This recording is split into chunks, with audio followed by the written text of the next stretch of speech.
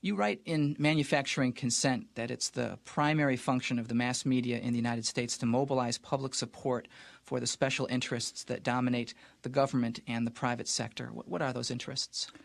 Well, if you want to understand the way any society works, ours or any other, the first place to look is who is in a position to make the decisions that determine the way the society functions. Societies differ, but in ours, the major decisions over what happens in the society, decisions over investment and production and distribution and so on, are in the hands of a relatively concentrated network of major corporations and conglomerates and investment firms and so on.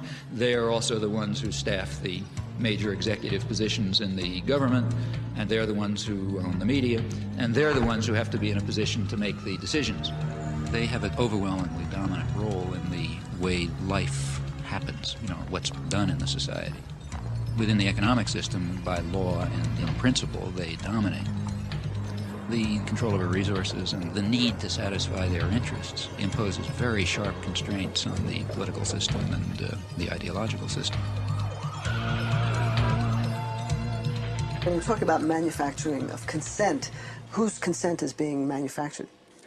We can, to start with, there are two different groups. We can get into more detail, but at the first level of approximation, there's two targets for propaganda. One is what's sometimes called the political class. There's maybe 20% of the population which is relatively educated, more or less articulate. They play some kind of role in decision-making. They're supposed to sort of participate in social life, either as managers or cultural managers, like, say, teachers and writers and so on. They're supposed to vote. They're supposed to play some role in the way economic and political and cultural life goes on. Now, their consent is crucial. It's one group that has to be deeply indoctrinated. Then there's maybe 80% of the population whose main function is to follow orders and not to think, and not to pay attention to anything. And they're the ones who usually pay the costs. All right. Professor Chomsky, Noam, you outlined a model with filters that propaganda is sent through. That's way to the public. Can you briefly outline those? It's basically an institutional analysis of the major media, what we call a propaganda model. We're talking primarily about the national media, those media that sort of set a general agenda that others more or less adhere to the extent that they even pay much attention to national or international affairs. Now, the elite media are the sort of the agenda-setting media. That means the New York Times, the Washington Post, the major television channels, and so on. They set the general framework. Local media more or less adapt to their structure. World News. Gives a soundbite that says that there's a beachhead. I think 628 is a good one. Yeah, but I think 6 is a good start. This is the operative soundbite for us. He's ours. He really knows how to time. He's got a minute for all the time, so that's... I love this soundbite. Okay, and they do this in all sorts of ways, by selection of topics, by distribution of concerns, by emphasis and framing of issues, by filtering of information, by bounding of debate within certain limits. 2.5 minutes to air. 45 seconds. They determine, they select, they shape, they control, they restrict in order to serve the interests of dominant elite groups in society. There is an unusual amount of attention focused today on the 5 nations of Central America. This is Democracy's Diary. Here for our instruction are triumphs and disasters, the pattern of life's changing fabric. Here is great journalism, a revelation of the past, a guide to the present, and a clue to the future.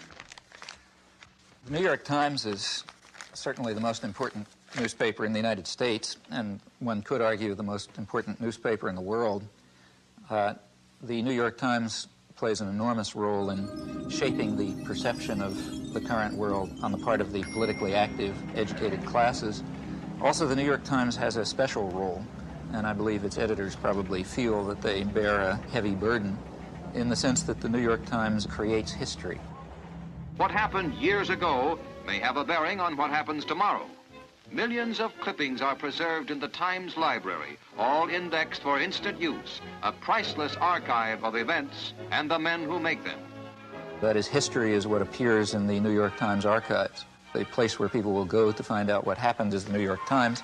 Therefore, it's extremely important, if history is going to be shaped in an appropriate way, that certain things appear, certain things not appear, certain questions be asked, other questions be ignored, and that issues be framed in a particular fashion. Now, in whose interests is the history being so shaped? Well, I think that's not very difficult to answer. Now, to eliminate confusion, all of this has nothing to do with liberal or conservative bias. According to the propaganda model, both liberal and conservative wings of the media, whatever those terms are supposed to mean, fall within the same framework of assumptions. In fact, if the system functions well, it ought to have a liberal bias, or at least appear to, because if it appears to have a liberal bias, that will serve to bound thought even more effectively.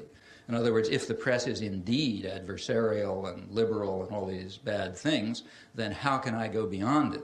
They're already so extreme in their opposition to power that to go beyond it would be to take off from the planet. So therefore, it must be that the presuppositions that are accepted in the liberal media are sacrosanct, can't go beyond them. And a well-functioning system would in fact have a bias of that kind. The media would then serve to say, in effect, thus far and no further.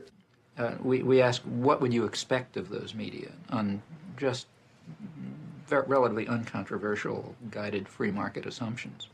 And when you look at them, you find a number of major factors entering into determining what their products are.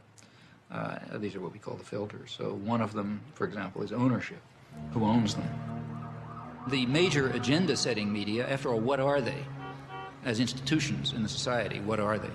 Well, in the first place, they are major corporations, in fact, huge corporations. Furthermore, they're integrated with and sometimes owned by even larger corporations, conglomerates, so for example, by Westinghouse and GE and so on.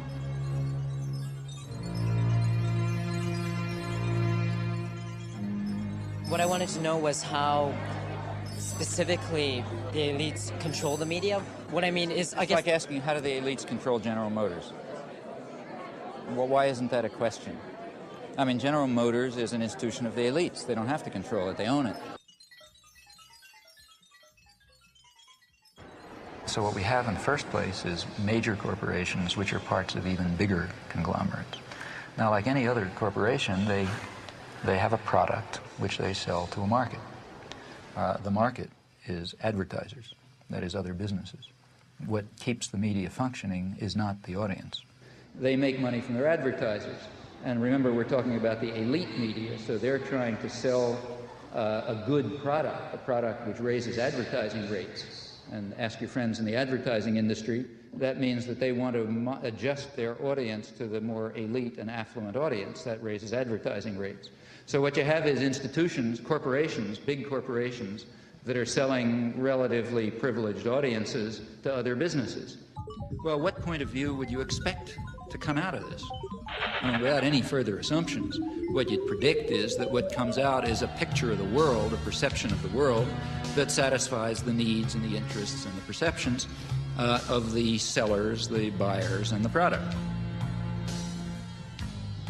Now, there are many other factors that press in the same direction.